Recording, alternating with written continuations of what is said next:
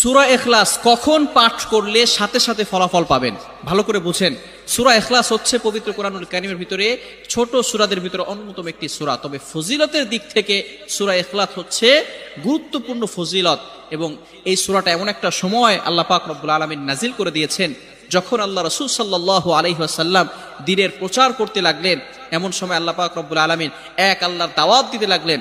তখন কাফেররা আল্লাহ রাসূল সাল্লাল্লাহু আলাইহি সাল্লামকে কোশ্চেন করলো যে, মুহাম্মদ, তুমি তো এক আল্লাহর দাওয়াত দাও, আমরা তো কোটি কোটি দেবতার পূজা করি, তারা আমাদের সমস্যার সমাধান করতে পারে না।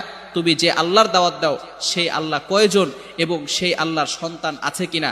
সাথে সাথে আল্লাহ পাক রব্বুল আলামিন এই কাফেরদের প্রশ্নের উত্তরে আল্লাহ রাসূল সাল্লাল্লাহু আলাইহি সাল্লামের কাছে এই সূরাটি নাজিল করলেন, কুল হুয়াল্লাহু আহাদ আল্লাহুস সামাদ লাম ইয়ালিদ ওয়া লাম ইউলাদ ওয়া লাম ইয়াকুল লাহু কুফুয়ান আহাদ।